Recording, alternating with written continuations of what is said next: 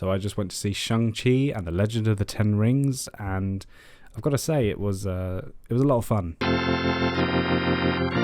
Setting aside that it's based in the Marvel Cinematic Universe and all that, the film really stands on its own, and I think that's really important going forward with all these new characters in the Marvel Universe. I think they need to stand on their own and then be brought into the larger world that is the MCU. And Shang-Chi is the perfect example of that. It's nice to see a new hero in this universe, and I've never heard of Shang-Chi before the film was announced, and yeah, very excited to see what's next. I even bought the action figure before I even saw the film. Okay, I have to admit, the first 30 minutes of the film I wasn't fully invested, and I was kind of finding it a bit of a drag, but after those 30 minutes, holy shit, it picked up. At first I was being introduced to these characters that I didn't really know, and they were funny, but I just didn't know much about them. But literally when more stuff started happening, you were just fully invested, and by the end of the film you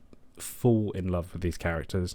And I have to say, I haven't actually seen the majority of these actors in anything before, so to see these unknown actors, to me, be in this film and instantly fall in love with them was really, really special. And I've got to give a big shout out to Katie. She was my favourite character out of the whole film. Shang-Chi is great, but Katie just really works with Shang-Chi, and the dynamic there is thumbs up, yeah, there, because that's a review. Now, talking about the action, I thought that was really important in a film like this. It's kind of a blend of like martial arts and mystic sort of fighting using powers and everything, and I tell you what, it really worked.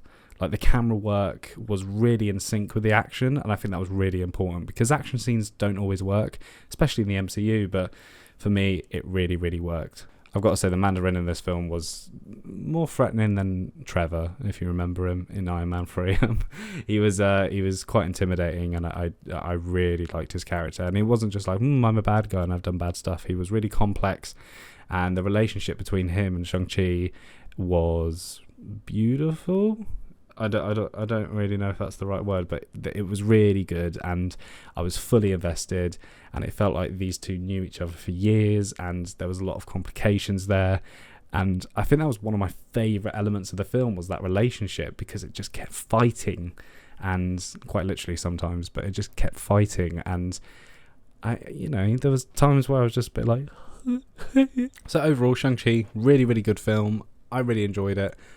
I won't be rushing back to the cinema to watch it again. I'll wait till it comes on Disney Plus and probably rewatch it 1,000 times. But I really enjoyed it. It's a great new character to add to the thousands of characters we've got in this universe now.